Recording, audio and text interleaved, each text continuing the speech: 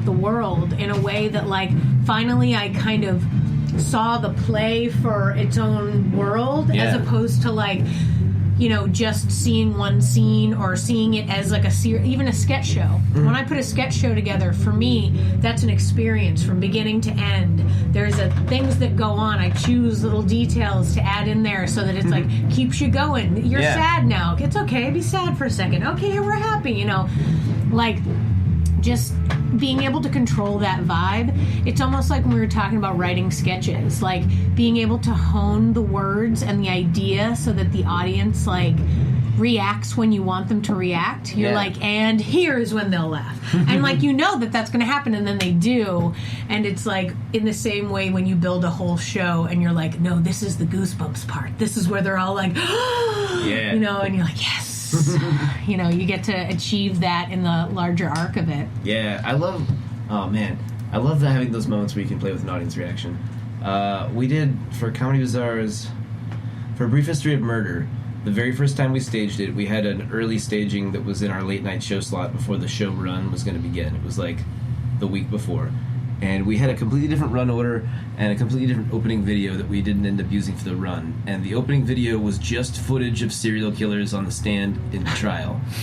And it was just edited together, all these different, like, it was like Manson and like Dahmer and like just all these upsetting serial killers just talk, like Richard Ramirez, like just talking about their crimes. And that was the intro video for like 15 minutes. Like when the audience is walking in, it's just that playing, like setting the tone the whole time.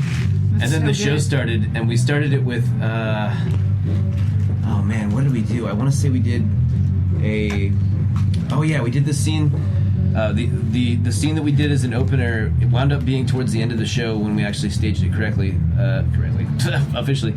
In this initial run, it was it's this Clockwork Orange scene where we all come out as like the droogs and are harassing people. And the bit is that we're vegetarians, so we're like, oh, you going to eat a lot of bananas and blueberries? Like doing all this shit to harass Nicole Beckley, who was like the young woman in distress.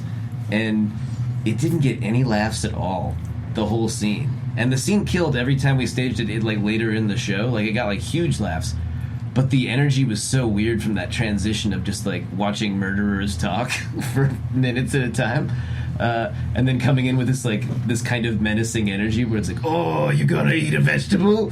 Like it just didn't work at all, and it really made the audience not on board for the first couple of scenes. Like they were eventually on board by the second half of the show, but like the way the energy worked, like that first scene there was no laughs at all, and we were like, oh no, this is not good. This is not working well at all. And it just like it eventually like the show came on board, but I felt like the first like 2 or 3 scenes, like because of that as an intro, it just didn't happen. And it was like that was a moment of like, oh yeah, we should do something that's like real extreme because we got an extreme murder show. And it did not go over well at all. Yeah, you gotta ease them into that shit. Yeah, you gotta be real friendly and silly for the first 20 minutes of your comedy show, and then you can do something gross or freaky, or you know, have like an animal sacrifice, or the moment where you kind of have to murder happens or whatever. Like, right there at the top. You gotta ease the audience in. Well, I was like, oh, you can do anything you want. Who cares? And I was wrong. You can. It's just the order in which you do it. Yeah. You can't start the show brutalizing. Not unless the whole show's about it. Right. Yeah. And then you just want them to walk out crying. I actually did a show in college because I had a regular, like I directed a like dramatic play for my senior thesis in college. And it was the kind of play where you open up and you're horrified, and it's horrifying the whole way through, and then you leave like, what the fuck just happened to me? And I wanted everyone to viscerally feel it, and they did. And it was weird, and it was like the lights had come on and no music would play, and they'd all just walk out like,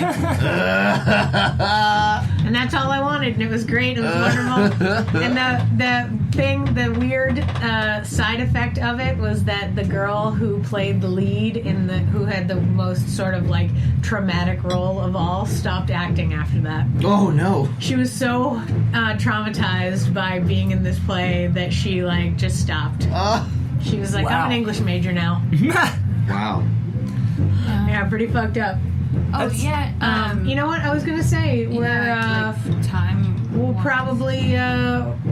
seems like a good time to wrap up. It's getting a little late. Cool. And thank you so much for being with us. Thanks for letting me ramble a bit. We love rambling. That's what we're all about. It's kind of just the thing we do. Cool. Yeah, we just like talking to people to find out what they're like, and you're real cool. Hey, thanks. You guys are real thanks, cool. man. It's been a blast. Yeah. Yippee! Have a good night, guys. Yeah, thank you. Bye. Go see it. No!